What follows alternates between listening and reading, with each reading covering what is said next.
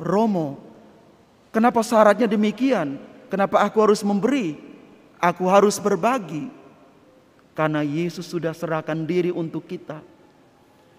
Dia sudah lebih dahulu berbagi kehidupan untuk kita.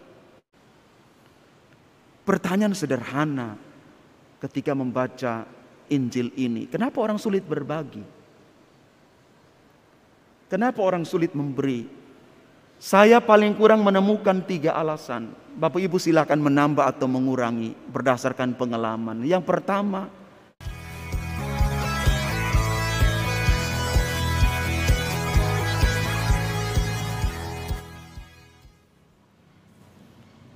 bagi Allah segala sesuatu itu mungkin.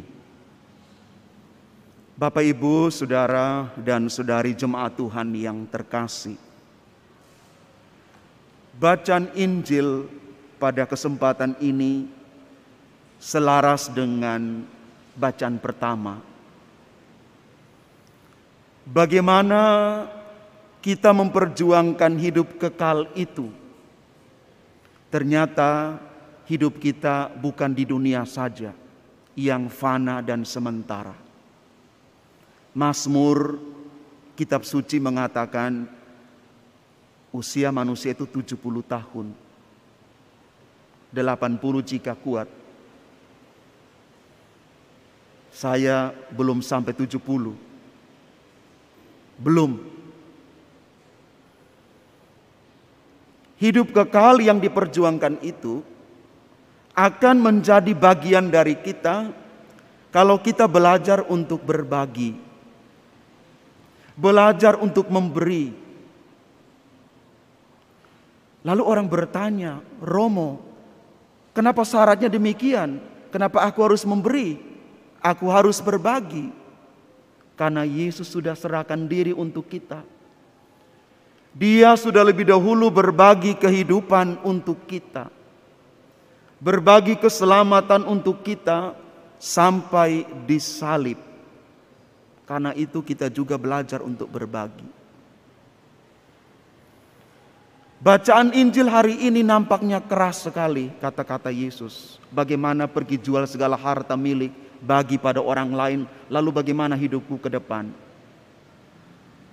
Tapi yang mau dikatakan oleh kitab suci, bahwa untuk memperjuangkan hidup kekal itu tidak main-main. Orang bisa kehilangan segala sesuatu untuk mendapatkannya.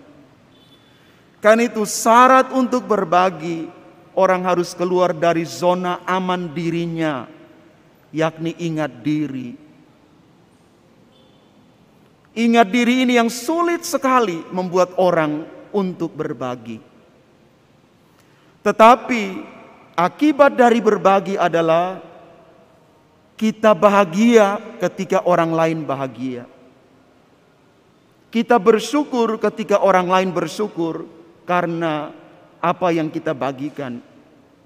Berkat yang Tuhan dipercayakan kepada kita, kita bagikan. Maka berkat-berkat itu akan berbuah kebaikan. Pertanyaan sederhana ketika membaca Injil ini, kenapa orang sulit berbagi? Kenapa orang sulit memberi? Saya paling kurang menemukan 3 alasan. Bapak Ibu silakan menambah atau mengurangi berdasarkan pengalaman. Yang pertama, ada orang yang pelit sekali. Kikirnya minta ampun. Pelit. Sulit sekali. Yang kedua, ada orang yang takut kekurangan. Semua pakai untung rugi, penuh pertimbangan. Yang ketiga, ada orang yang kurang peka dengan keadaan sekitar. Bodoh amat, pokoknya yang penting aku kenyang. Ini alasan mengapa orang sulit berbagi.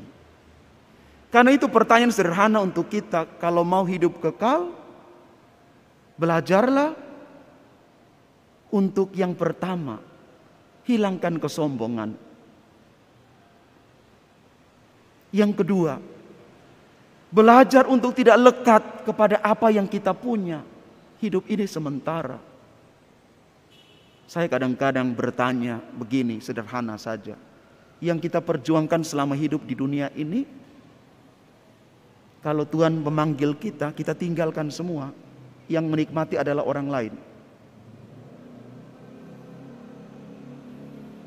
Yang ketiga, belajar untuk tidak rakus, tidak tamak. Kalau orang sudah tamak, sulit sekali dia berbagi. Maka mengakhiri permenungan ini, saya selalu mengatakan dalam diri saya, lalu dalam refleksi pribadi, saya mengatakan begini. Tidak ada orang yang rela berbagi, lalu dia menderita kekurangan. Sekali lagi, tidak ada orang yang rela berbagi, lalu dia menderita kekurangan. Atau tidak ada orang yang tidak berbagi sama sekali, lalu dia berlimpah dalam kekayaannya. Mari kita renungkan bersama. Kalau mau hidup kekal, mau ikut Tuhan, kita belajar untuk berbagi, saling memberi satu sama lain. Tuhan memberkati kita. Amin.